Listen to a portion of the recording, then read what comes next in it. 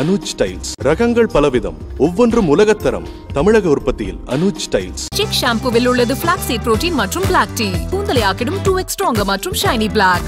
Sick strong and black shampoo கூந்தலுக்கான protein therapy. இவ்வளவு பெரிய க்ரௌட் வருதுங்கிறது எல்லா வீட்லயும் சாதாரணமா ஒரு கவர்மெண்ட் தெரிஞ்சுக்கணும். இவ்வளவு பெரிய க்ரௌட் வரப்போகுதுன்னு தெரிஞ்சு ரைட் பார்ப்போம் சொல்லிட்டு தமிழ்நாடு அரசு சொதப்பிருச்சுன்னு நினைக்கிறேன். எனக்கு அதுல எந்த குழப்பமும் இல்லை. 15 லட்சம் பேர் வர்றாங்கன்னா என்ன பிளான் பண்ணிருக்கணும்? அதுக்கு முன்னாடி எப்படி வர்றது எப்படி போறங்கிற வரைக்கும் பண்ணிருக்கணுமா இல்லையா? ஒரு பார்க்கிங், விஐபி பார்க்கிங் எல்லாம் ஏற்பாடு பண்ணாங்க. அது நடந்துச்சா? நான் சொல்ல இவ்வளவு 15 லட்சம் பேர் மக்கள் பாடாப்பட்டாங்களே, ஒரே ஒரு விஐபி சிரமப்பட்ட சொல்லுங்க. அப்ப விஐபிக்கான பார்க்கிங் தனி, விஐபிக்கான பார்க் இடம் தனி, விஐபிக்கான போக்குவரத்து தனி, விஐபிக்கான எல்லாம். அப்ப மக்கள் அரசு, மக்களாட்சி, மக்களுக்காக எல்லாம் சொல்லிட்டு அப்புறம் மக்கள் 5 பேர் செத்து போயிட்டான். 102 பேர் ஹாஸ்பிட்டல் அட்மிட் ஆயிருந்தாங்க. 5 பேருங்கிறது சின்ன நம்பரா பெரிய நம்பரான்னு யோசிக்க. ஒரு நம்பர்னாலும் அநியாயம் தானுங்க. எனக்கு தெரிஞ்ச ஃபர்ஸ்ட் ஹேண்ட் இன்ஃபர்மேஷன் ஒன்று சொல்றேன் பாருங்க. இதை மாதிரி நிறைய பேர் மயங்கி விழுந்து திரண்டு ஒரு ஆம்புலன்ஸ் பக்கத்தில் தள்ளுறாங்க. யூ ஓன்ட் பிலீவ், அந்த ஆம்புலன்ஸ் கிட்ட யாருமே இல்லை. நான் சொன்ன இடத்துல அந்த ஒரு ஆம்புலன்ஸ் வாசல்ல 50 பேர் விழுந்து கிடந்தாங்க சார். சினிமாவோட மோசமான காட்சி. சின்ன குழந்தைங்களும் பெரிய பப்ளிக் அவ்வளவு சப்போர்ட் பண்ணாங்க. You won't believe. நம்ம மக்கள் எப்படி ஆச்சரியமா இருக்காங்க, எப்படி இந்த துயரங்கள்லாம் கடந்து போறாங்க. நம்ம மக்கள் தான் சாட்சி. மக்களோட எண்ணிக்கையை சரியான திட்டமிடல் இல்லாததுனால, நம்ம முன்னாடியே குறிப்பிட்ட மாதிரி எல்லா குடும்பங்களும் சென்னையை தாண்டி நிறைய ஊர்ல இருந்து கூட வந்ததுனால இந்த ஒரு விஷயம் எதிர்பாராத விபத்து அப்படின்னு கவர்மெண்ட் தரப்புல இருந்து சொல்றதை ஏத்துக்கலாமா? எதிர்பாராததை எதிர்பார்க்கிறது அரசாங்கம். திருமதி கனிமொழி சொல்றாங்க, இது போல பெரும் கூட்டங்கள்லாம் திரள்றதை தவிர்க்கணும். இதுதான் அவங்களுடைய நிர்வாகத்தை காட்டுது. 10 நாள் முன்னாடி அவங்க ரேஸ் நடத்தினாங்கல்ல, 5 நாள் முன்னாடி பவள விழா நடத்தினாங்கல்ல, அதெல்லாம் கூட்டம் கிடையாதா? தேர்தல் அவ்வளவு கூட்டம், எல்லா கட்சியும் போட்டாங்களே, அது கூட்டம் கிடையாதா? விஜய் கட்சி மாநாட்டுக்கு 38 கேள்விகள், விமானப்படை சாதத்துக்கு யார் வராதீங்க. எனக்கு புரியவே இல்லையா? 5 உயிருங்கிறது 5 family sir. 5 உயிருங்க 5 persons, 5 individuals, 5 family. அந்த குடும்ப தலைவர் போயிட்டான்ல, அந்த குடும்பத்தில் ஒரு அண்ணன் போயிட்டான்ல, அந்த குடும்பத்தில் சம்பாதிக்கிற ஒருத்தன் போயிட்டான்ல. ஒரு 40,000 சம்பாதிச்சிருந்த ஒருத்தர் இறந்து போயிட்டார் சார். அந்த 40,000 அந்த வீட்டை என்ன செய்யும்?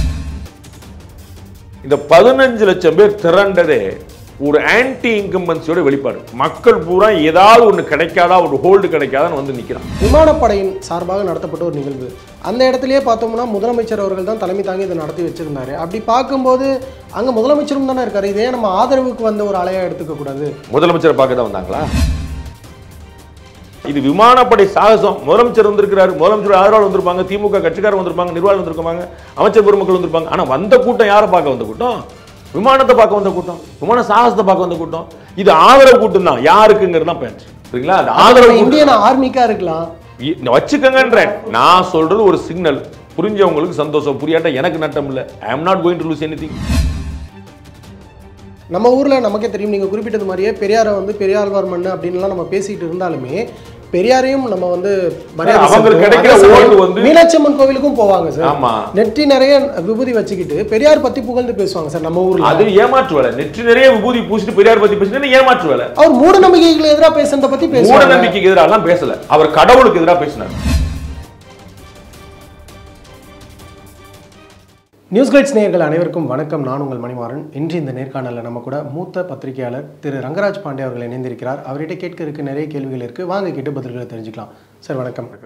நேற்று மெரினாவில் நடந்த மிகப்பெரிய சாகச நிகழ்வு, குறிப்பாக இந்தியர்கள் அனைவரையும் பெருமைப்பட செய்த நிகழ்வு ஒன்று நடந்திருக்கு. விமானப்படையினுடைய சாகச நிகழ்ச்சி. அதை குறித்து நம்ம பெருமை அடையிறதுக்கு முன்னாடியே கொஞ்ச நேரத்திலேயே மிகப்பெரிய ஒரு சோகமும் நிகழ்ந்திருக்கே சார். குறிப்பாக 5 பேரினுடைய உயிரிழப்பு அப்படிங்கிறது மிகப்பெரிய நம்பர் தான். அதை பார்க்கும்போது சிறிதளவு தெரிஞ்சாலும் மிகப்பெரிய நம்பர் தான் 5 பேர் அப்படின்னும் போது. இதை நீங்கள் எப்படி சார் பார்க்குறீங்க? இது யாருடைய தோல்வி? முதல்ல இந்திய விமானப்படைக்கு நம்முடைய வாழ்த்து சொல்லணும். ஒரு பியூட்டிஃபுல்லான எக்ஸசைஸ். கிட்டத்தட்ட ஒரு 20 வருஷத்துக்கு பிறகு கிட்டத்தட்ட 15 லட்சம் மக்கள் எந்த விளம்பரமும் இல்லாமல், எந்த பிரியாணியும் இல்லாமல், குவார்ட்டரும் இல்லாமல், வாங்கன்னு சொல்லாமல், எந்த கட்சி தலைவருக்கும் எந்த கட்சிக்கும் மாநாட்டுக்கும் யாருக்குமே கிடைக்காத ஒன்று எப்படி கொடுத்துருக்கான்னு பார்க்கணும். இந்த தமிழகமும் அப்படிங்கிறது எப்படி இந்த தேசிய நீரோட்டத்தோடு இணைஞ்சிருக்கு அப்படிங்கிறதும் தானாக முன் அந்த வெயிலில் நீங்கள் பின்னாடி பதில் சொல்ல போகிற விஷயத்துக்கான அந்த பகலில் 11:1 எல்லாருக்குமே தெரியும். 11:1 வெயில் எப்படி இருக்கும் சென்னையிலங்கிறது எல்லாருக்கும் தெரியும். அது தெரிஞ்சு குடும்பமாக இது 15 லட்சம் மக்கள் அந்த பீச்சை ஒட்டி அந்த 4 சாலைகளில் திரண்ட மக்கள். வீட்டு மேலே மட்டுமால இருந்த மக்கள்லாம் கணக்கு பண்ணால் அது கோடியில் போய் நிற்கணும். கிட்டத்தட்ட 10% பாப்புலேஷன் வந்து 1.5 கோடி மக்கள் தொகை நீங்கள் வச்சுக்கிட்டீங்கன்னா 15 லட்சம் பேர் ஒரு இடத்துல இருந்திருக்காங்க. 10% ஆஃப் பாப்புலேஷன். இது வந்து யாருக்கு காமராஜர்லேருந்து இந்திரா காந்திலேருந்து மோடியிலேருந்து கருணாநிதியிலேருந்து ஸ்டாலின்லேருந்து யாரும் கற்பனை பண்ணி பார்க்க முடியாத ஒரு பெரும் கூட்டம். அது வந்து அப்போ மக்கள் எவ்வளவு தானாக முன் வந்து இந்த விமானப்படையோட சாகசத்தை பார்க்குறக்கா வந்திருக்காங்கிறது ஒரு மெசேஜ். அது வந்து ஒரு அண்ட் அவங்க வந்து ஆக்சுவலாக வந்து இந்த மாதிரியான சாகசங்களில் அங்கே தான் விபத்து நடக்கும், அங்கே தான் ஏதாவது பிரச்சனைகள் வரலாம். அங்கே அப்படி ஸ்மூத்தாக பியூட்டிஃபுல்லாக தஞ்சாவூர்லேருந்து ஒரு ஜெட்டு கிளம்பி வருது, ராஜாலிலேருந்து ஒரு ஜெட்டு கிளம்பி வருது, அரக்கோணத்துலேருந்து ஒன்று வருது, ஏர்போர்ட்லேருந்து ஒன்று வருது, அங்கங்கே போட்டு இவ்வளோ இடங்களில் என்ன மெட்டிகுலஸ் பிளானிங்கிறத பாருங்கள்.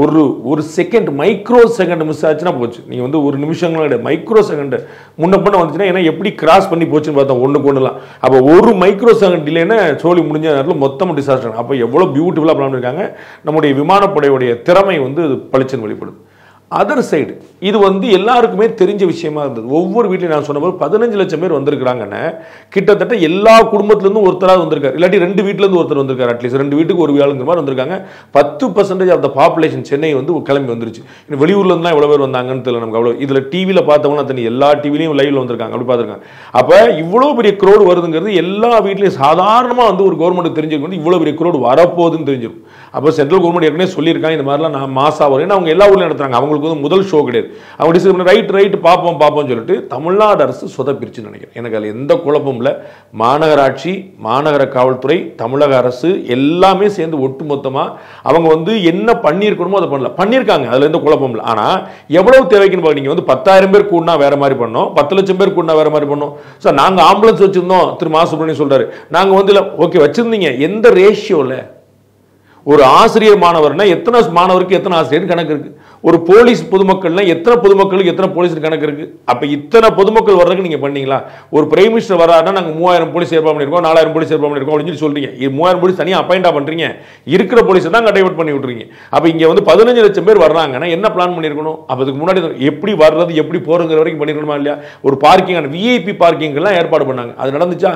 நான் சொல்ல இவ்வளவு 15 லட்சம் பேர் மக்கள் வந்து பாடா பட்டாங்களே, ஒரே ஒரு விஐபி சிரமப்பட்ட சொல்லுங்க. ஒரு மந்திரி மாட்டிக்கிட்டாரு, ஒரு விளையாட்டுத்துறையில் யாரோ மாட்டிட்டாங்க, ஒரு வீரர்கள் மாட்டிட்டாங்க, சினிமா ஸ்டார்கள் மாட்டிட்டாங்க, முன்னாள் இந்நாள் அமைச்சர் பெருமக்கள் மாட்டிட்டாங்க. யாராவது ஒரு விஐபி சொல்லுங்க, யாராவது ஒரு விஐபி சொல்லுங்க. நான் முதலமைச்சரா நான் நம்ம துணை முதலமைச்சரா கேட்கல, ஏதாவது ஒரு விஐபி கேளுங்க. அப்ப விஐபிக்கான பார்க்கிங் தனி, விஐபிக்கான பார்க்கிற இடம் தனி, விஐபிக்கான போக்குவரத்து தனி, விஐபிக்கான எல்லாம். அப்ப மக்கள் அரசு, மக்களாட்சி, மக்களுக்காக எல்லாம் சொல்லிட்டு அப்புறம் வந்து மக்கள் வந்து 5 பேர் செத்து போயிட்டான். 102 பேர் வந்து ஹாஸ்பிட்டல் அட்மிட் ஆயிருந்தாங்க. 5 பேருங்கிறது சின்ன நம்பரா பெரிய நம்பரான்னு யோசிக்க. ஒரு நம்பர்னாலும் அநியாயம் தானுங்க. வெயில்ல தண்ணி இல்லாம இந்த மரணங்கள் வந்து முதலுதவி இருந்தா தவிர்த்திருக்க முடியும். நல்லா புரிஞ்சுங்க. ஸ்டாம்பேட் கழுத்தை நெரிச்சு மேலே ஏறி இப்போ ஒரு ஆள் மேல 15 பேர் தடன்னு ஏறி மிதிச்சு கொண்டு போன விஷயம் இல்ல, கள்ளச்சாராயம் குடிச்சு இறந்த விஷயம் இல்ல. சரிங்களா? வெயில் முடியல, ட்ரெயின் ஆகுது, உடம்பெல்லாம் வேர்க்குது, விறுவிறுக்குது, கிடினஸ் வருது. அப்ப பக்கத்துல இருந்து டக்குன்னு இந்த ORS சொல்லுவாங்க, நம்ம வந்து இந்த அவசர சிகிச்சைக்கு வந்து இந்த உப்பு மிளகு அந்த உப்பு சர்க்கரை எல்லாம் போட்டு இந்த ஒரு நீர் கொடுப்பாங்க. அந்த மாதிரியான பானங்கள் கொடுத்தாலோ தண்ணி தெளிச்சிருந்தாலும் ஆம்புலன்ஸ்ல ஒரு 5 நிமிஷம் குறைச்சிருந்தாலும் நடந்துரும். நடக்கலையே. அப்ப இது வந்து கவனக்குறைவால் நடந்த மரணங்கள். புரியுங்களா? நம்ம வந்து ஒரு ரயில் விபத்து வேற. புரியுங்களா? முன்னாடி வந்தாங்க சார், நமக்கு ரயில் போது தண்டவாளம் தெரியுமில்ல சார், அவர் தான் சார் வந்துடக்கூடாதுன்னு சொல்லுவோம். புரிஞ்சுக்கணும். இது நின்ன இடத்துல ஒரு மரணம்னா அப்ப அட்டன் பண்ணல. எனக்கு தெரிஞ்ச ஃபர்ஸ்ட் ஹேண்ட் இன்ஃபர்மேஷன் ஒன்று சொல்றேன் பாருங்க. இதை மாதிரி நிறைய பேர் மயங்கி விழுந்து விழுந்து விழுந்து திரண்டு ஒரு ஆம்புலன்ஸ் பக்கத்தில் தள்ளுறாங்க. யூ ஓன்ட் பிலீவ், அந்த ஆம்புலன்ஸ் கிட்ட யாருமே இல்லை. எனக்கு ஃபர்ஸ்ட் ஹேண்ட் இன்ஃபர்மேஷன் ஆளே இல்லை. எங்கன்னு கேட்டா எல்லாம் வேடிக்கை பார்க்க போயிட்டாங்க. ஆம்புலன்ஸ் நிப்பாட்டிட்டு ஆம்புலன்ஸ் அட்டெண்டர் டிரைவர்ல இருந்து அத்தனை பேரும் எடுத்து போயிட்டாங்க. அதுக்கப்புறம் ஈவன் பிலி 20-40 பேரை வந்து அங்க விழுந்து கிடக்குறாங்க, மயங்கி சின்ன குழந்தைங்களும் பெரிய ஆள் வரைக்கும். அங்க இருந்த போலீஸ்காரங்க எல்லாம் திரண்டு அந்த ஆம்புலன்ஸ் வந்து கதை வந்து எடுத்து திறந்து உள்ள பூந்து அங்கேயே வந்தவங்கள ஒரு ஃபைனல் படிக்கிற ஹவுஸ் சர்ஜன் சின்ன பையன் ஒருத்தர், அப்புறம் ஒரு டாக்டர் ஒரு 30-35 வயசு லேடி டாக்டர் ஒருத்தங்க, இந்த மாதிரி 2-3 பேர் வந்து அவங்க உள்ள பூந்து எது எங்க இருக்குன்னு தெரியாம இருக்கிற எடுத்து நல்ல வேலை இந்த ORS மாதிரி 4-5 விஷயங்கள் மட்டும் வெளியில் இருந்துச்சு. அதை மாதிரி எடுத்து வந்து அவசர சிகிச்சை கொடுத்துருக்காங்க. 3வது நபர்கள் டாக்டர்கள் படிச்சவங்க, அவங்க தெரிஞ்சவங்களால அவங்க வந்து அவசர சிகிச்சை கொடுத்துருக்காங்க. இது வந்து எனக்கு தெரிஞ்ச ஃபர்ஸ்ட் ஹேண்ட் இன்ஃபர்மேஷன். என்ன கணக்கு சொல்லுங்க? நீங்க ஒரு ஆம்புலன்ஸ் நிப்பாட்டி வச்சுட்டு ஆம்புலன்ஸ் எங்க இருக்கணுங்கிற நீங்க சொல்லி தரணுமா? அப்ப அந்த லட்சணத்துல நம்ம வந்து ஆம்புலன்ஸ் வச்சிருக்கிறோமா? வண்டி சர்வீஸ் அங்க ஆள் வேண்டாமா? அப்ப அவங்க போயிட்டாங்க. விஐபிக்கு இருந்துச்சா இல்லையா? நான் தான் ஒரு விஐபி ஸ்டக் ஆனாலும் சொல்லுங்க. சாயந்தரம் 5 மணி வரைக்கும் டிராபிக் ரெகுலேட் ஆளுங்க. 1 மணிக்கு முடிஞ்சு வச்சு 5 மணி வரைக்கும் ரெகுலேட் ஆகல. ட்ரிபிளிகேன்ல பூரா பார்த்தீங்கன்னா நடு ரோட்ல ஒருத்தர் கார் நிப்பாட்டி போயிருக்காரு. நடு ரோட்ல அந்த காரை உடைச்சு தான் திறந்து போனாங்க. அந்த காரை உடைச்சிட்டாங்க, கண்ணாடியை உடைச்சிட்டாங்க பொதுமக்கள், நடு ரோட்ல போட்டுருக்காங்க. இது யார் பார்த்தா? அந்த ட்ரிப்ளிகேன்ங்கிறது வந்து அந்த அந்த பீச்சை ஒட்டி இருக்கக்கூடிய முதல் பகுதி. அப்ப அந்த இடத்துல வந்து சின்ன ரோடும் கூட, அங்க வந்து ஏற்கனவே இந்த கடைகள் எல்லாம் போட்டு பயங்கரமா ஆக்கிரமிப்பு பண்ணி வச்சிருக்காங்க. அப்ப இந்த இடத்துல டிராபிக் ஜாமும் தெரிய வேண்டாமா? அப்ப அந்த ரெகுலேட் பண்ண வேண்டாமா? வெளியில மக்கள் வந்தாங்கன்னா அப்படித்தானே வருவாங்க. அந்த ஆர்ச் பகுதி திருவள்ளிக்கணி பாலசாமி பெருமாள் கோயிலுக்கு ஆர்ச் பார்த்துருக்கீங்களா? அந்த காமராஜர் சாலையில் இருக்கக்கூடிய மக்கள் எல்லாம் இப்படித்தானே வருவாங்க. அங்க கடலுக்குள்ள போக முடியாதுல்ல, இப்படித்தானே போகணும். அப்ப இங்க வந்தாங்க, இந்த லேன்ல பூரா ஏதாவது டிராபிக் அரேஞ்ச் பண்ணிருக்கீங்களா? காமராஜர் சாலையை வச்சிருக்கீங்க, ஓகே. காமராஜர் சாலை பூரா மக்கள், காமராஜர் சாலையில இருந்து சென்னைக்குள்ள எப்படி வருவான்? ஒவ்வொரு சந்தா தானே வருவான். அந்த சந்தில என்ன ஏற்பாடு பண்ணி வச்சிருக்கீங்க? இது ஒன் வே, இப்படி போ இப்படி வா, ஏதாவது வச்சிருக்கீங்களா? வர்றவன் பூரா இப்படி வா, போறவன் பூரா இப்படி போ, ஏதாவது பண்ணி வச்சிருந்தீங்களா? அப்படி ஜாம் பேக்கடு 5 மணி வரைக்கும் போல. இந்த ஜாம் பேக்ல மாட்டிக்கிட்ட ஒரே ஒரு விபி நான் கேட்டு எனக்கு சொல்லிட்டீங்கன்னா இது வந்து அரசாங்கத்தோட தோல்வியா வேற யாராவது தோல்வியான்னு தெரிஞ்சு. சார், இப்போ நீங்கள் குறிப்பிட்டது போலவே நிறைய காரணிகள் இந்த விஷயத்தில் இருக்குது. ஆனால் இதற்கு முன்னாடி சாகச நிகழ்ச்சிகள் ஒத்திகை பார்க்கும்போதே நம்ம சென்னையை சேர்ந்த நிறைய மக்கள் லட்சக்கணக்கானோர் கூடினதை பார்க்க முடிஞ்சு. கிட்டத்தட்ட நம்ம ஒரு தடவை போயிட்டு பப்ளிக் பேட் எடுக்கிறதுக்காக போயிருக்கும் போதே 1.5 லட்சத்திற்கும் மேற்பட்டவர்கள் வந்திருந்தாங்க ஒத்திகையை பார்க்கறதுக்கு. அப்போ முதலமைச்சர் வந்து கலந்துக்கிறாரு, பெரிய பெரிய அஃபிஷியல்ஸ் வந்து கலந்துக்கிறாங்க, கூட்டம் நிறைய சேரப்போகுது அப்படின்னும் போது இன்னும் பல முன்னெச்சரிக்கைகளை எடுக்க வேணும் அப்படின்னு சொல்லி உளவுத்துறை தானே சார் தகவல் கொடுத்துருக்கணும். இந்த இடத்துல டோட்டல் இயந்திரமே, அரசாங்க இயந்திரமே வந்து ஃபெயிலியர் ஆகிருக்குன்னு எடுத்துக்கலாம். இந்த இடத்துல நான் வந்து உளவுத்துறை நான் யோசிக்க மாட்டேன். உளவுத்துறையெல்லாம் அதாவது கைப்புண்ணுக்கு கண்ணாடி இருக்கும்பாங்க. இந்த இடத்துல புண்ணு இருக்குங்கிறத வந்து நீங்க வந்து உளவுத்துறை சொல்லணும்னு எதிர்பார்க்க வேண்டியது தெரியுங்களா? எங்கேயோ தெரியாது. நீங்க ஸ்கேன் எங்க போவீங்க, எம்ஆர்ஐ எங்க போவீங்க? என்னால இந்த இடத்துல ஒரு வெட்டுக்காயம் பட்டிருக்கு, இதுக்கு எம்ஆர்ஐ கேட்பீங்களா? உங்களுக்கு புரியுங்களா? உள்ள என்ன இருக்குன்னு பாக்குறது தான் நீங்க உளவுத்துறை கேட்கணும், சரிங்களா? உளவுத்துறை வந்து பயங்கரவாதிகளோட செயல்பாடு, வெளிநாட்டு செயல்பாடு, உள்ள இருக்கக்கூடிய ரவுடி எலிமெண்ட்ஸ் செயல்பாடு, அவங்களுடைய போன் டேப்பிங், இது மாதிரி விஷயத்துல நீங்க சொல்லலாம். நீங்க வந்து ஆம்ஸ்ட்ராங்குடைய கொலையில வந்து உளவுத்துறை தோல்வியான்னு கேட்டா 1% நம்ம சொல்லலாம். அது வந்து என்ன வந்து அவருக்கு வந்து ஒரு மாடர் த்ரெட் இருக்கு அப்படின்னு சொல்லி கணிச்சிருக்கணும், எக்ஸ்ட்ரா செக்யூரிட்டி கொடுத்துருக்கணும், இல்லைன்னு சொல்லி சொல்லலாம். இது வந்து நீங்க சொல்றீங்களே, நான் பைட் எடுக்க போனேன் 1.5 லட்சம் பேர் இருந்தாங்கன்னு சொன்னீங்களே, அப்போ ட்ரெய்லர் நடக்கும் போதே, ஒத்திகை நடக்கும் போது எவ்வளவு பேர் வந்தாங்கன்னா மெயின் பிக்சருக்கு எவ்வளவு பேர் வருவாங்க? இது அடிப்படையான விஷயம். அப்ப இது உளவுத்துறை இல்ல, அரசு நிர்வாகம் வந்து அழைச்சி வச்சு பார்த்துக்கலாம், கூட அவங்க மாட்டு வருவாங்க, அவங்க மாட்டு போவாங்க அப்படின்னு முடிச்சிட்டாங்க. அதற்கு பின்னாடி வந்து ஒரு பிளானிங் இருக்கணும்னு யோசிக்கல. டிராபிக் வந்து 4 அந்த வண்டியை பிளாக் பண்ணிட்டேன், இந்த வண்டி அப்ப இன்னும்ல டிராபிக் ஆகும், இந்த சாலைகள்ல வண்டி போக முடியாதுன்னு சொல்லிட்டாங்க. சூப்பர், பிளாக் பண்ணிட்டீங்க. அப்ப பொதுமக்கள் வர்றதுக்கு வசதியாயிருச்சு. பொதுமக்களுக்கு தண்ணி நான் 10 இடத்துல ஏற்பாடு பண்ணி வச்சிருக்கேன், 10,000 இடத்துல ஏற்பாடு பண்ணி வச்சிருக்கணும். 10 இடத்துல எப்படி பார்த்தோம்? 15 லட்சம் பேர் ஒரு இடத்துல நீங்க எப்படி 10 பேர் பார்த்தோம்? நான் ஆம்புலன்ஸ் 4 நிப்பாட்டி வச்சிருந்தேன், 7 நிப்பாட்டி வச்சிருந்தேன், எப்படி பார்த்தோம்? நான் சொன்ன இடத்துல அந்த ஒரு ஆம்புலன்ஸ் வாசல்ல 50 பேர் விழுந்து கிடந்தாங்க சார். சினிமாவோட மோசமான காட்சி, ஒரு அவலமான காட்சி. 50 பேர் விழுந்து கிடக்குறாங்க. அப்படியே சின்ன குழந்தைங்களும் பெரிய பப்ளிக் அவ்வளவு சப்போர்ட் பண்ணாங்க. You won't believe. நம்ம மக்கள் வந்து எப்படி ஆச்சரியமா இருக்காங்க, எப்படி இந்த துயரங்கள்லாம் கடந்து போறாங்க. நம்ம மக்கள் தான் சாட்சி. ஒருத்தனுக்கு ஒருத்தன் அப்படி ஹெல்ப் பண்றான், அப்படி ஹெல்ப் பண்ண. அவங்களுக்கு வச்சிருந்த தண்ணி பாட்டில் தூக்கி அடுத்தவங்களுக்கு கொடுக்குறாங்க, குழந்தைங்களுக்கு கொடுக்குறாங்க, பக்கத்துல இருந்து கொடுக்குற பிஸ்கட் தூக்கி. இதெல்லாம் நான் வந்து கண்ணால பார்த்த ஃபர்ஸ்ட் இன்ஃபர்மேஷன் சொல்லிட்டு இருக்கேன். நாங்க போக முடியல, பட் நான் சொல்ல கண்ணால பார்த்து ஒவ்வொருத்தரையும் பேசுனதுல வந்து சொல்றேன். அவங்க வந்து அவங்க குழந்தைகளுக்கு வச்சிருக்கக்கூடிய அடுத்த குழந்தைகளுக்கு கொடுக்குறாங்க, அப்படி விசிறாங்க. ஒரு குழந்தைக்கு விசிறு இருக்கிறாங்க, அதை வாங்கி இன்னொரு குழந்தைக்கு விசிறாங்க, மயங்கி குழந்தைக்கு. அப்படி ஒவ்வொரு தாயும் ஒவ்வொரு பெரியவரும் ஒவ்வொரு அவ்வளவு ஹெல்ப் பண்ணாங்க. அதனால வந்து 5ஓட நின்றுச்சு. நான் சொன்ன மாதிரி டாக்டர்கள் தானா வந்து ஒரு ஹவுஸ் சர்ஜனும் ஒரு லேடியும் நான் பார்த்த 2 பேர் மொத்தம், இன்னும் அவங்க 10-15 பேர் வேற இடத்துல நடந்ததுன்னு தெரியாது. அவங்க ஆம்புலன்ஸ் உள்ள பூந்து எடுத்து சப்போர்ட் பண்ணி பண்ணாங்க. அதுல ஒரு 10 பேர் காப்பாற்றப்பட்டிருப்பான். உங்களுக்கு புரியுங்களா? குடிக்கிறதுக்கு தண்ணி, இது என்ன ஏற்பாடு எனக்கு ஒன்றும் புரியவே இல்லை. இது வந்து முன்னாடி திட்டமிட்டு இருக்கணும். என்ன சந்தேகம்? திருமதி கனிமொழி சொல்றாங்க, இது போல பெரும் கூட்டங்கள்லாம் திரள்றதை தவிர்க்கணும். இதுதான் அவங்களுடைய நிர்வாகத்தை காட்டு. உங்களுக்கு ஒரு ஆபத்து அப்படின்னா நீ வெளியே வராத சார். எனக்கு எவன் மிரட்ட விடுறானோ அவன் வெளியே வரக்கூடாது சார். உங்களுக்கு புரியுங்களா? உங்களுக்கு ஒரு ஆபத்துங்க, அப்ப என்ன செய்யணும்? கதவை பூட்டிட்டு உள்ளே உட்காந்துக்கும். இவ்வளவுதான் உங்களுடைய தாட் ப்ராசஸ். வெளியே மக்களே வராதீங்க, திமுக கூட்டம் நடக்கக்கூடாது, அதிமுக பேரணி நடக்கக்கூடாது. எந்த கட்சி ஊர்வலம் கூட சொல்லுவாங்களா? 10 நாள் முன்னாடி அவங்க ரேஸ் நடத்தினாங்கல்ல, 5 நாள் முன்னாடி பவள விழா நடத்தினாங்கல்ல, அதெல்லாம் கூட்டம் கிடையாதா? தேர்தல் வந்து அவ்வளவு கூட்டம் முடியும், எல்லா கட்சியும் போட்டாங்களே, அது கூட்டம் கிடையாதா? வண்டியா வேணும்னா வந்துச்சு, கூட்டம் கிடையாதா? விஜய் கட்சி மாநாட்டுக்கு 38 கேள்விகள், விமானப்படை சாதத்துக்கு யார் வராதீங்க. எனக்கு புரியவே இல்லையா?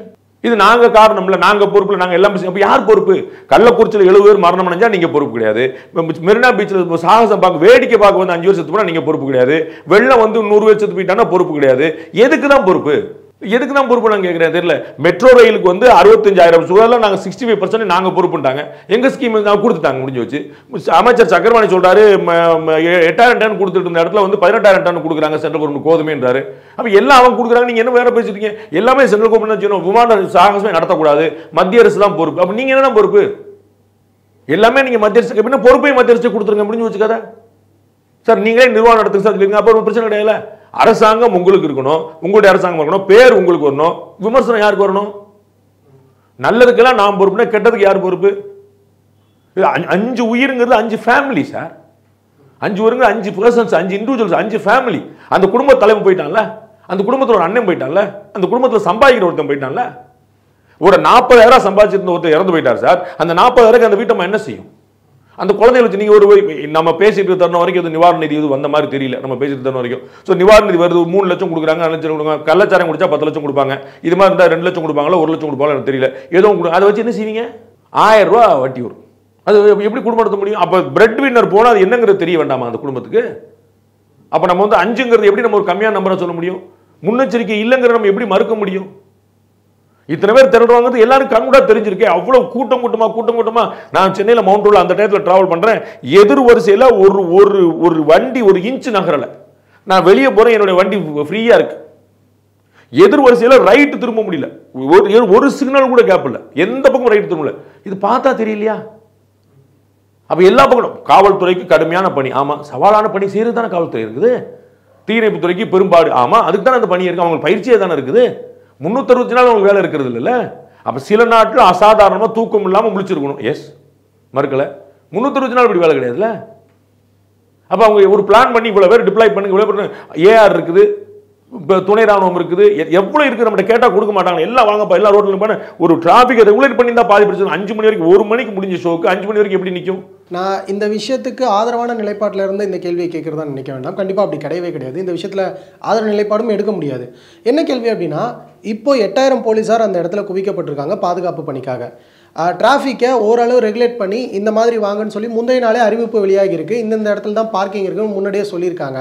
ஒருவேளை மக்களோட எண்ணிக்கையை சரியான திட்டமிடல் இல்லாததுனால, நம்ம முன்னாடியே குறிப்பிட்ட மாதிரி எல்லா குடும்பங்களும் சென்னையை தாண்டி நிறைய ஊர்ல இருந்து கூட வந்ததுனால இந்த ஒரு விஷயம் எதிர்பாராத விபத்து அப்படின்னு வந்து கவர்மெண்ட் தரப்புல இருந்து சொல்றதை ஏத்துக்கலாமா? எதிர்பாராததை எதிர்பார்க்கிறது அரசாங்கம்ன்றேன். நீங்களும் நானும் சொல்லலாம் சார், என்ன கூட்டம் சார், கண்ணு கூட பார்க்க முடியல சார், அவ்வளவு நீங்க கவர்மெண்ட் எப்படி சார் சொல்லலாம்? உங்களுக்கு புரியுதா? வரலாறு காணாத மலை ஏடிஎம் கட்சி சொல்லுவாங்க. இது சொல்றதா நீங்க உட்கார்ந்துருக்கீங்க. அப்புறம் வந்து வானியல் ஆய்வுத்துறை வந்து எங்களுக்கு சொல்லவே இல்லை. எதுவுமே அடுத்த மேல பழி போட்டுட்டே இருப்பீங்களா? நீங்க என்னதான் பொறுப்பெடுப்பீங்க? அப்ப எதிர்பார்க்க இப்படி வந்தா என்ன செய்யறது? அதுதான் உங்களுக்கு செய்யணும். அப்ப வந்து பாகிஸ்தான் போர் தொடுத்து வந்துருச்சுன்னா, ஐயோ நான் போர் தொடுத்து வருவான்னு நினைக்கவே இல்லை சார். நேரு அப்படிதான் பண்ணார். இந்தோ சீனி பாய் பாய், நம்ம எல்லாம் சைனாவும் நம்ம நண்பர்கள் வந்துட்டு ஆட்டை போட்டா எடுத்துட்டு போயிட்டான் மொத்தத்தையும். இன்னைக்கு வரைக்கும் பக்கத்தில் நம்ம தொட முடியாம உட்காந்துட்டு இருக்கு. அப்ப எதிர்பார்க்க உட்காந்தா என்ன அரசாங்கம் அது? அப்ப எதிர்பார்க்கணும்ல, எதிர்பார்க்காத விஷயங்கள் எதிர்பார்க்க அரசாங்கம் அதான் முன்னெடுப்பு. நீங்க வந்து பருவமழைக்கு வந்து எதுக்கு நீங்க வந்து அவங்க கூட்டம் போடுறீங்க? எதுக்கு அண்ணன் கேகே சார் உட்காந்துருக்காரு, எதுக்கு துணை முதலமைச்சர் போனாரு? மழை வரும்போது பாத்துக்கலாம்ல. அப்ப மழை வந்தா என்ன ஆகும்னு பாக்கணும். துணை முதலமைச்சர் தலைமையில் தலைமைச் செயலர் உட்பட அத்தனை பேருக்கு வந்து கூடுறாங்கல்ல, பேசுறாங்களா, எதுக்கு பாக்குறாங்க? அதான முன்னெச்சரிக்கை. அது மாதிரி சொல்லிருக்கணும்ல. 15 பேர் என்ன 1.5 கோடி இருந்தாலும் தாங்குங்கன்னு சொல்லணும். பொதுமக்களுக்கு தானே சார் வரணும் நீங்க. அப்ப பொதுமக்கள் வந்து நிக்கிறாங்க. கட்சி கூட்டம் கிடையாது சார், நீங்க தான் பொறுப்பேற்று நடத்திட்டீங்கன்னு சொல்றதுக்கு. பிஜேபி நடந்துருச்சு, நீங்க பொறுப்புலாம் பண்ணிட்டீங்க சார், நீங்க சொல்லுங்க, புரிஞ்சுக்கிறேன். உங்க ஆளுக்கு இப்ப விஜய்க்கு சொன்னாங்க பார்க்கிங் எங்க வச்சிருக்கிற, லேடிஸ்க்கு என்ன வச்சிருக்க, எல்லாம் கேட்டா அவங்க கட்சி நடத்துற மாநாடு அவங்க கவர்மெண்ட் பொறுப்பு எடுக்க முடியாது. இது அரசாங்கம் தானே சார்? மக்கள் தானே தானா முன்னு தானே சார். எங்கேயாவது வந்து கொடுத்தாங்களா? உங்களுக்கு பிரியாணி கொடுப்போம், குவார்டர் கொடுப்போம் வாங்கன்னு சொல்லி சொன்னாங்களா? சிரமப்படுவோம் தெரிஞ்சு தானே சார் பப்ளிக் வந்திருக்கான் பட்ட பகல்ல. அப்ப மக்கள் முன் வந்திருக்கும் போது மக்களுக்கு தானே உங்களுக்கு பாதுகாப்பு கொடுக்க சொல்றாங்க. உங்களுக்கு வேற யாருக்கா பாதுகாப்பு கேட்டாங்களா? நான் அந்த பக்கம் போவே இல்லை, என் வண்டிக்கு எங்க பாதுகாப்புன்னு கேட்கல. சரிங்களா? காமன் மேனுக்கு என்ன செஞ்சிருக்கீங்க? அது கண்கூடா தெரிஞ்சு வச்சு என்ன செஞ்சிருக்கீங்கன்னு. அப்ப கட்டாயமா முன்னெச்சரிக்கை எடுத்துக்கணும். 10 லட்சம் பேர் இல்ல 1.5 கோடி பேர் வந்து என்ன செய்வீங்க? வரக்கூடாதுன்னு சொல்லுவீங்களா? திருமதி கனிமொழி சொன்ன மாதிரி எல்லாரும் இந்த மாதிரி கூட்டமே நடக்காம தவிர்க்கணும். அந்த சொல்லக்கூடிய உரிமை யாருக்குமே கிடையாது. பின்ன அவங்க சொல்றாங்களே, யாருமே நடக்காம பாத்துக்கங்கன்றாங்களே. கூட்டம் நடத்தக்கூடாது, கோயிலுக்கு போகக்கூடாது, கொடை நடத்தக்கூடாது, நல்லது பொழுது நடத்தக்கூடாது, கட்சி கூட்டங்கள் மட்டும் நடத்திக்கணும். எந்த கட்சி இனிமே மாநாடு நடத்தக்கூடாது, எந்த கட்சி இனிமே ஊர்வலம் சொல்லுங்க, நிம்மதியா போச்சுருவாங்க. ஆக்சுவலா அவங்களுக்கு என்ன கூட்டம் வர்றதில்ல, ரொம்ப கஷ்டப்பட்டு செக் பண்ணி கட்சிக்காரன் சொல்லி வச்சு சந்தோஷப்படுவாங்க. இப்படி நான் தடை உத்தரவு குறிப்பிச்சாங்க, எந்த கட்சியும் மாநாடு கூட்டம் பொதுக்கூட்டம் நடத்தக்கூடாதுன்னு சொன்னா என்ன சோசியல் மீடியா வந்துருச்சு, இந்த மாதிரி எல்லாம் பாத்துக்கலாம் சொல்லிட்டு சொன்னாங்கன்னா நல்ல சந்தோஷப்படுவாங்க. ஏன்னா கூட்டம் சேர்க்கிற பெரிய கஷ்டமா இருக்கு. இங்கதான் ஓடி வர்றான். எங்க ஊர் தேருக்கு 1.5 லட்சம் பேர் வர்றான். சரிங்களா? அதே பகல்ல காலைல 8 மணிக்கு தேர்தலுக்காரங்க 12 மணிக்கு வெயில தேர் இழுக்கிறான், தேரை இழுக்கிறான். அதுக்கு 1 லட்சம் பேர் வந்து நிற்கிறான். இதுக்கு 15 லட்சம் பேர் வந்து நிற்கிறான். ஒரு பிரியாணி கிடையாது. சரிங்களா? அவங்க கட்சி கூட்டங்களை கூட்டுறவங்களுக்கு ஒவ்வொருத்தருக்கும் அவ்வளவு செலவழிக்க வேண்டியிருக்கு. மாவட்ட செயலாளர் அவருடைய பில்லை கொடுத்துறாரு, இவ்வளவு இப்படி ஆயிப்போச்சு அப்படின்னு. அப்ப இவங்களுக்கு அதெல்லாம் வந்து தெரிஞ்சு நல்லது நிப்பாட்டிருங்க, நாட்டு மக்களுக்காக ஒரு நல்லது நடக்கட்டும். இது கட்டாயமா முன்னெச்சரிக்கை போதலைங்கிறது எல்லாருக்குமே தெரிஞ்ச வரும், அது குழந்தைக்கு தெரிஞ்ச உண்மை. இப்போ இந்த சந்தர்ப்பத்தில் இன்னொரு முக்கியமான கேள்வி என்ன அப்படின்னா, சென்னை காவல்துறையை பொறுத்த வரைக்குமே ஏதோ ஒரு இடத்துல என்ன விஷயம் நடந்தாலும் அவங்களுக்கு முன்னெச்சரிக்கை நடவடிக்கை எடுக்கணும்ன்றது தெரிஞ்சு களத்தில் அவங்க இருப்பாங்க. காவல்துறையினரே களத்தில் இறங்கி நிறைய பேரை வந்து மழை வெள்ள பாதிப்புகள் போது மீட்டதாக இருக்கட்டும், மருத்துவமனைகளுக்கு கூட்டிகிட்டு போனதாக இருக்கட்டும், இந்த மாதிரி விஷயங்களாக இருக்கும்.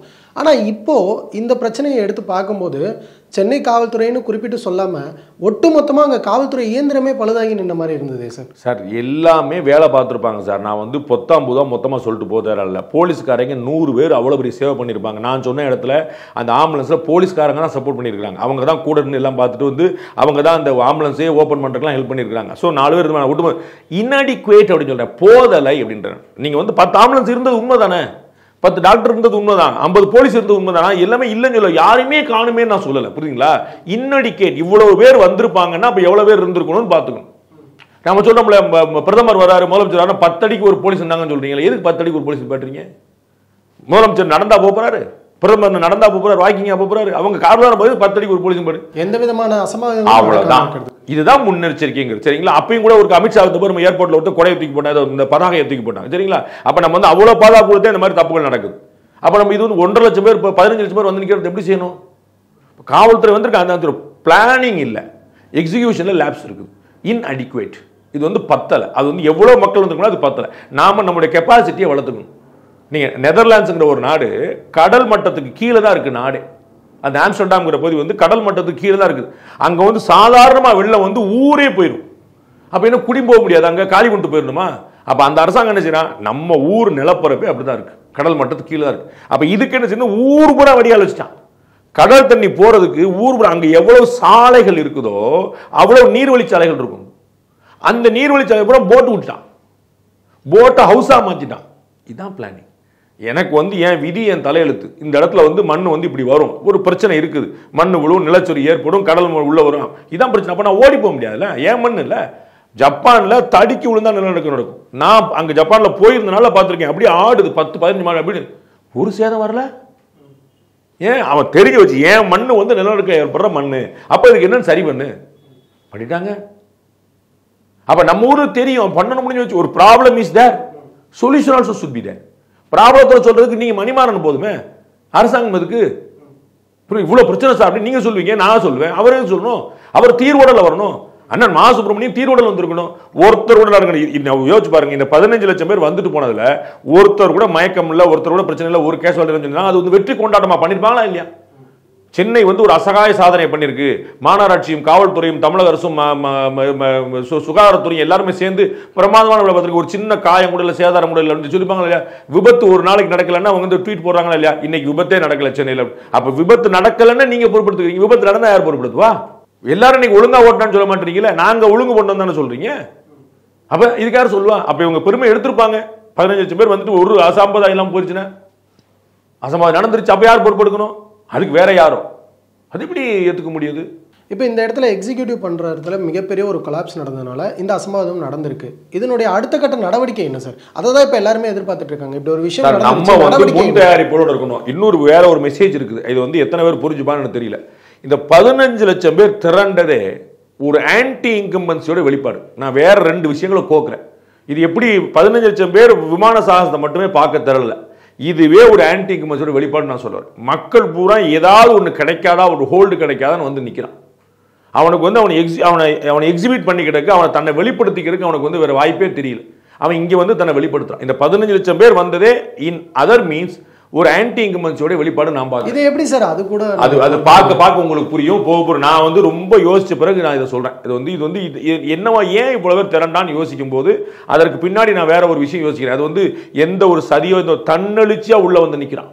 அது ஆர்வமா நம்ம எடுக்கலாம். ஆர்வம் தான் அது. அந்த ஆர்வத்துக்கான காரணம் என்னன்னு பாக்குறோம். புரியுங்களா? உங்களுக்கு ரஜினி பிடிக்கும், அது ஒரு ஆர்வம் தான். ஏன் அப்படிங்கிறதுக்கு பின்னாடி ஒரு காரணம் இருக்கும். உங்களுக்கு புரியுங்களா? அதை தான் நான் சொல்ல வரேன். இதுல வந்து வேற ஒரு பல்வேறு காரணங்கள் உள்ளடங்கி வந்து நிற்குது. அது ஆன்டி இன்கம்பன்சியா வெளிப்படுதுன்னு நான் சொல்றேன். ஆன்டி இன்கம்பன்சியோட ரிஃப்ளெக்ஷனா இங்க வந்து நிற்குது. அது இன்னும் அதிகரிக்கும். ஏற்கனவே 2019 இவர்கள் வாங்கின வாக்கோட 2024 6% வாக்குகள் கம்மியா வாங்கியிருக்காங்க. இதே கூட்டணி இத்தனை எதிர வந்து உடஞ்சிருக்கு. நான் திரு கார்த்தி சிதம்பரம் கேட்டேன், அவருக்கு 12% குறைஞ்சிருந்துச்சு. மொத்த தமிழ்நாடு முழுக்க 6% குறைஞ்சிருக்கு. உங்களுடைய கூட்டணி அப்படியே இருக்குது உங்களுக்கு, சரிங்களா? எதிர இருக்கிறவங்க கூட உடஞ்சு போயிட்டான்.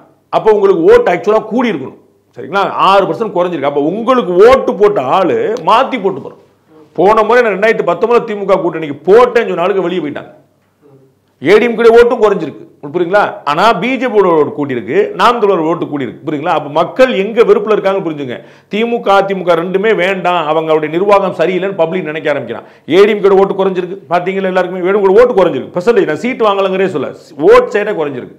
டிஎம்கே ஓட் ஷேரே குறைஞ்சிருக்கு. நாம் தமிழர் ஓட் ஷேர் கூடி இருக்கு, பாஜகவுடைய ஓட் ஷேர் கூடி இருக்கு. புரிஞ்சுக்கிட்டீங்களா? பாஜக குட்டி கட்சி தானே, நாம் தமிழர் தனி கட்சி தானே, சரிங்களா? அப்ப இவங்களுடைய ஓட் ஷேர் எப்படி கூடும்?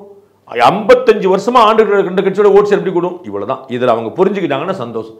இது தேர்தலையும் எதிரொலிக்கும். இந்த 15 லட்சம் மக்கள் வெறுமனே வேடிக்கை பார்க்க வந்த கூட்டம் அல்ல. ஆனால் இது ஒரு அரசாங்கத்தால் நடத்தப்பட்ட ஒரு நிகழ்வு. குறிப்பாக சொல்லணும் அப்படின்னா விமானப்படையின் சார்பாக நடத்தப்பட்ட ஒரு நிகழ்வு. அந்த இடத்துலையே பார்த்தோம்னா முதலமைச்சர் அவர்கள் தான் தலைமை தாங்கி இதை நடத்தி வச்சிருந்தாரு. அப்படி பார்க்கும்போது அங்கே முதலமைச்சரும் தானே இருக்காரு. இதே நம்ம ஆதரவுக்கு வந்த ஒரு அலையாக எடுத்துக்க கூடாது. முதலமைச்சரை பார்க்க தான் வந்தாங்களா? முதலமைச்சர் தலைமை தாங்கி இருக்காருன்னு தானே. ஆமா, அவர் புரோட்டோகால்ல அவர் நம்பர் 1 இருக்கிறாரு, அவரு சார் நம்பர் 2 இருக்காரு கவர்னருக்கு. பிறகு தமிழ்நாட்டுடைய கான்ஸ்டிடியூஷனல் போஸ்ட்ல அத்தாரிட்டி, தமிழ்நாட்டுடைய தலைவர்.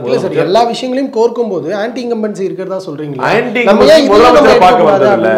நீங்க ஒரு காரணம் புரிஞ்சுக்கணும்ல. மோடி ஒரு கூட்டம் போடுறாரு, அந்த கூட்டத்தில் அண்ணாமலையும் பேசுவாரு, நிர்மலா சீதாராமன் பேசுவாங்க, வானதி சீனிவாசன் பேசுவாங்க. யாரை பார்க்க வந்த கூட்டம் என்ன சொல்லுவீங்க? வானதி சீனிவாசனை பார்க்க வந்த கூட்டம் சொல்லுவீங்களா? அது மோடிக்கான கூட்டம் இயல்பா உங்களுக்கு தெரிஞ்சது, அவ்வளவுதான். இது விமானப்படை சாகசம். முதலமைச்சர் வந்திருக்கிறாரு, முதலமைச்சர் ஆதரவாளர் வந்திருப்பாங்க, திமுக கட்சிக்காரர் வந்திருப்பாங்க, நிர்வாகம் வந்திருப்பாங்க, அமைச்சர் பெருமக்கள் வந்திருப்பாங்க. ஆனா வந்த கூட்டம் யாரை பார்க்க வந்த கூட்டம்?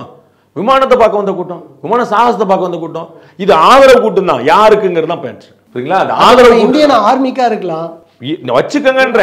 நான் சொல்றது ஒரு சிக்னல். புரிஞ்சவங்களுக்கு சந்தோஷம், புரியாட்டா எனக்கு நட்டம் இல்லை. I am not going to lose anything. இது இந்த தன்னெழுச்சி ஒரு பெரிய மெசேஜ், இது ஒரு பெரிய செய்தி. எப்படி ஜல்லிக்கட்டுக்கு அது யாருக்கா எதிரானதா இருந்துச்சா? நீங்க தூண்டி விட்டீங்க வேற மாதிரி, அது வேற விஷயம். தமிழக இதே பாஜக அரசு தான் செஞ்சது, அது நல்லது செஞ்சது, அதை நீங்க மாத்தி தூண்டி விட்டீங்க, தட் செப்பரேட் கேஸ். ஆனா வந்தது தன்னெழுச்சியா தானே, அது ஒரு மெசேஜா இல்லையா? அதை விட பெரிய மெசேஜ் இது. இப்படி நீங்கள் சொல்கிற ஒரு கண்ணோட்டத்திலேருந்து இதை நம்ம எடுத்து பார்க்குறோம் அப்படின்னா, விஜய் அவர்களுடைய மாநாட்டிற்கு 15 லட்சம் பேர் போய் கலந்துக்கிறாங்க அப்படின்னா ஆன்டி இன்கம்பன்சி அங்கே இருக்குது, ஏதோ ஒரு மாற்றத்தை மக்கள் தேடுறாங்க. அது பாஜகவோ விஜயோ சீமான் அவர்களோ யாரோ ஒருத்தர் அந்த இடத்துல தேவைப்படுறாங்கன்னு எடுத்துக்கலாம். ஆனால் இந்த ஒரு இடத்துல ஒரு சாகச நிகழ்ச்சி சென்னையில் நடக்குது. குறிப்பாக தமிழகத்தில் நடக்கும்போது தமிழக மக்கள் இந்த மாதிரியான சாகச நிகழ்ச்சிகளுக்கும் இராணுவத்தினருக்கும் எந்த அளவுக்கு மரியாதை கொடுப்பாங்க, எந்த அளவுக்கு பெருமை சேர்ப்பாங்க நம்ம எல்லாருக்கும் தெரியும். அதை நம்ம அப்படி தானே சார் பார்க்க முடியும், பார்வையாளர்களாக தானே. அப்படிதான் நானும் பார்க்குறேன், அப்படிதான் நானும் பார்க்குறேன். கடவுள் மறுப்பாளர்கள் நடத்துகிற கூட்டத்துக்கு எவ்வளவு பேர் கலந்துக்கிறாங்க? மீனாட்சி அம்மன் கோயிலுடைய சித்திர திருவிழாக்கு எவ்வளவு பேர் கலந்துக்கிறாங்க? அதுதானே சார் தமிழ்நாட்டோட ஸ்பெஷாலிட்டி. அதெல்லாம் ஸ்பெஷாலிட்டி ஒன்றும் கிடையாது. நீங்க நினைச்சுக்கிட்டு இருக்கீங்க அவங்க ஓட்டு வேற மாதிரி போடுவாங்க, இது வேற மாதிரி போடுவாங்க, அவ்வளவுதான். அதுல அவங்களுக்கு ஆதரவு இவங்களோட வெளியில என்ன சொல்றாங்க, இது பெரியார் மண்ணு சொல்றாங்க. இல்ல இது பெரியாழ்வார் மண்ணு சொல்றேன். அதுதான் உதாரணம். அது சொல்லுங்களா? நீங்க கூட்டத்துக்கு ஆள் வர்றது இல்லை, வராதீங்கன்னு சொல்ற இடத்துக்கு லட்சம் பேர் வந்து நிற்கிறாங்க. அப்ப மக்களுடைய உணர்வுல ஆன்மீகம் எப்படி இரண்டரை கலந்துருக்குங்கிறதுக்கு உதாரணம். அதே போல மத்திய அரசுங்கிறத ஒன்றிய அரசு சொல்லுவீங்க, பாஜக ஏதாவது செஞ்சா இல்லைன்னு சொல்லுவீங்க, தமிழக அரசு தான் சூப்பர், மத்திய அரசு ஒண்ணுமே இல்லைன்னு சொல்லுவீங்க. எப்படி வந்து நிற்கிறாங்கன்னு பாருங்க. நம்ம ஊர்ல நமக்கே தெரியும், நீங்க குறிப்பிட்டது மாதிரியே பெரியாரை பெரியாழ்வார் மண்ணு அப்படின்லாம் நம்ம பேசிட்டு இருந்தாலுமே பெரியாரையும் நம்ம மீனாட்சி அம்மன் கோவிலுக்கும் போவாங்க சார். நெற்றி நிறைய விபூதி வச்சுக்கிட்டு பெரியார் பத்தி புகழ்ந்து பேசுவாங்க சார் நம்ம ஊர்ல. அது ஏமாற்று வேலை. நெற்றி நிறைய விபூதி பூசிட்டு பெரியார் பத்தி பேசினா ஏமாற்று வேலை. அவர் மூட நம்பிக்கைகளுக்கு எதிராக பேசுறத பத்தி பேசுவாங்க. மூட நம்பிக்கைக்கு எதிராக பேசல, அவர் கடவுளுக்கு எதிராக பேசினார். இன்னும் சொல்ல போனா இந்து மத கடவுளுக்கு எதிராக பேசினார். விபூதி பூசிக்கிட்டு ஒருத்தர் பெரியார் ஆதரவா பேசுறாரு, கடவுள் மறுப்பு பேசுறாரு அப்படின்னு சொல்லி சொன்னா அவர் ஏமாத்துறாரு அவரையும் பெரியாரையும். நம்மளும் கிடையாது. பெரியார் இந்த நெத்தியில விபூதிக்கு என்ன சொன்னார்? கலைஞர் வச்சுங்க, லேசட் பெரியாருடைய சீனை கலைஞர் வச்சுக்கோங்க. அவர் என்ன சொன்னார்? அவர் தெளிவா சொன்னார்ல, நெத்தியில ரத்தம் வட்டி தான் நான் குங்குமத்தை வச்சு பார்த்துட்டு. ராமர் என்ன இன்ஜினியரானு கேட்டார். அப்ப கடவுள் மறுப்புங்கிறது அவங்க தெளிவா இருந்தாங்க. அப்புறம் நீங்க எப்படி நெத்தி நேரே பட்டை போட்டு நீங்க எப்படி சொல்ல முடியும்? நீங்க அப்ப நீங்க உங்களை ஏமாத்திக்கிறீங்க, பெரியாரை ஏமாத்திக்கிறீங்க.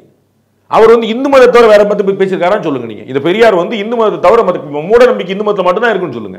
இல்ல சார், இப்ப இந்த கேள்வி எடுக்கப்பட்ட காரணமே அந்த ஆன்டி இன்கம்பன்சின்னு அந்த ஒரு பெருந்திரல் கூட்டத்தை நம்ம அந்த பெருந்திரல் கூட்டம் எப்படி ரிஃப்ளெக்ட் ஆகுது பாத்துக்கிட்டே. தமிழ்நாட்டுல இருக்கக்கூடிய எல்லாருக்குமே ஓட்டு அரசியலும் தெரியும், ஆன்மீகமும் தெரியும், எல்லாமே கலந்து இவங்க வாங்குற ஓட்டு கூட்டணினால. இதே திமுக அதிமுக தனியா போட்டியிடட்டும், நீங்க எவ்வளவு மக்கள் திரள் ஆதரவு இருக்குன்னு நீங்க தெரிஞ்சுப்பீங்க. ஆனா ஓட்டு போடுற அத்தனை பேருமே பெரியாருடைய சீடர்கள் இல்லையா? அதுல ஆன்மீகவாதிகளும் இருக்காங்க. நான் சொல்றேனே, நான் தான் கூட்டணி சொல்றேனே, கூட்டணியினால் வெல்கிறார்கள், இவர்கள் வாக்குகளை பெறுகிறார்கள். அப்ப ஒரு 10% திரு எடப்பாடி பழனிசாமி சார் 25% இருக்கு சார். நான் I am not underestimating anybody. You are winning because of the alliance நான் சொல்றேன். I am not saying there is nobody. DMK வந்து ஒரு கட்சியே கிடையாது நான் சொன்னேன்னா என்ன? அதிமுக நான் சொல்றது டேட்டா. அதிமுக ஓட்டு விழுந்திருக்கா இல்லையான்னு பாருங்க, திருத்துங்க, மாத்திக்கிறேன். திமுக கூட்டணியோட ஓட்டு விழுந்திருக்கா இல்லையான்னு பாருங்க, மாத்திக்கிறேன். நான் சொல்ல நம்பர் ஏதாவது மாத்திக்கிறேன்னு சொல்லி கரெக்ட் பண்ணிக்கிறேன். எனக்கு ஒன்றும் பிரச்சனை இல்லையே. கீழே தான் பெருமக்கள் பாஞ்சு கமெண்ட் போடுவாங்களே, அவங்க போட சொல்லுங்க. நான் பார்த்துறேன் 2019 நாங்கள் இவ்வளோ ஓட்டு வாங்கணும், 2024 10% கூட வாங்கிருக்கோம் சொல்லுங்க. சாரி சார் தெரியாமல் சொல்றேன், மன்னிப்பு கேட்டுக்கிறேன். நான் சொல்றது டேட்டா, கண்கூடு. கீழே விழுந்திருக்காங்க, யாருக்கு கூடி இருக்குன்னு பாருங்க. 2019 பிஜேபி வாங்கினது என்ன, 2024 பிஜேபி வாங்கினது, 2019 நாம் தமிழர் வாங்கினது, 2024 நாம் தமிழர் கூடி இருக்கா இல்லையா? எங்க குறைஞ்சிருக்குன்னு சொல்றேன், எங்க கூடி இருக்குன்னு சொல்றேன், ஏன்னு சொல்றேன். அதை மீறி அவங்க ஜெயிக்கிறாங்களேன்றீங்க. அலையன்ஸ்னாலும் சரி. எடப்பாடி பழனிசாமி 2024 நாங்க ஆட்சி பண்ண சொன்னாரா? 2024 பெரிய கூட்டணி எப்ப? ஏன் அதைத்தான் சொல்லிட்டு கூட்டணி அமைச்சாதான் வெற்றி பெற முடியும். எடப்பாடி பழனிசாமிக்கும் தெரியும், ஸ்டாலினுக்கும் தெரியும். உங்களுடைய நேரத்தை பயந்தமைக்கு ரொம்ப நன்றி சார். அனுஜ் டைல்ஸ் ரகங்கள் பலவிதம், ஒவ்வொன்றும் உலகத்தரம். தமிழக உற்பத்தியில் அனுஜ் டைல்ஸ். சிக் ஷாம்புவில் உள்ளது ஃபிளாக்ஸீட் புரோட்டீன் மற்றும் பிளாக் டீ. கூந்தலை ஆக்கிடும் 2x ஸ்ட்ராங்கர் மற்றும் shiny black. Chik strong and black shampoo கூந்தலுக்கான புரோட்டீன் தெரப்பி.